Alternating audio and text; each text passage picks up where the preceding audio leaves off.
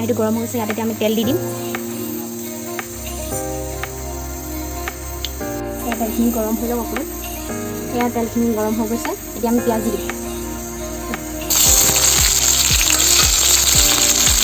তেজপাত জলকীয়া দি দিম। এয়া তেজপাত আৰু জলকীয়া দি দিম। গোল্ডেন ফ্ৰাই হোৱালৈকে ফ্ৰাই কৰি দিম। এতিয়া এইখিনি আদা নহৰু পেষ্টখিনি দিম। এতিয়া গোন্ধটো এই আদা নহৰু গোন্ধটো অকণমান নোযোৱালৈকে তেতিয়ালৈকে অকণমান ভালকৈ সিজাই ল'ম। এইখিনি আগতীয়াকৈ মেৰিনেট কৰি থৈছিলোঁ হালধি আৰু গৰম মছলা দি।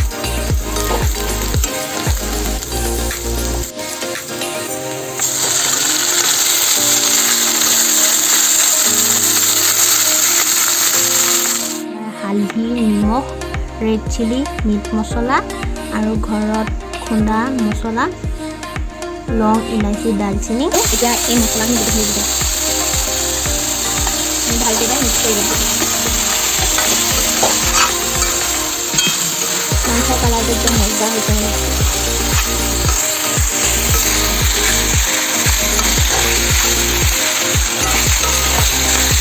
কালাৰ চবটো এতিয়া আলু দি লওঁ। আলু দিয়া হৈ গ'ল, এতিয়া আলুখিনি ভালকৈ মিক্স কৰি ল'ম। সেয়া ভালকৈ মিক্স কৰি ল'ম। এতিয়া আমি ইয়াত পানী দি দিম।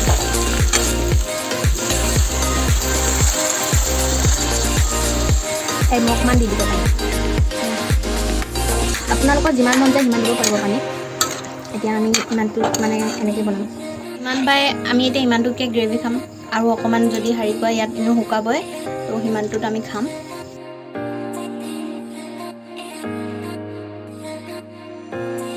ভেকুৰি সেইখিনি বইল কৰি ল'লোঁ পানীত।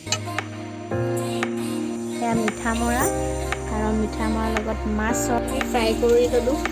তেল দি দিলোঁ। এতিয়া আমি আদা নহৰুখিনি দি দিছোঁ। এতিয়া আমি হালধি দি দিছোঁ আৰু নিমখ। এতিয়া আমি মিঠা মৰাখিনি দি দিছোঁ।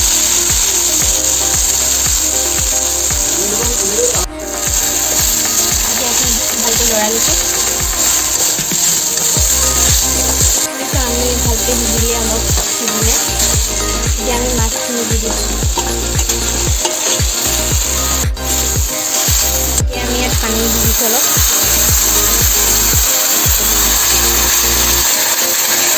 আমাৰ ৰেডি হৈ গ'ল।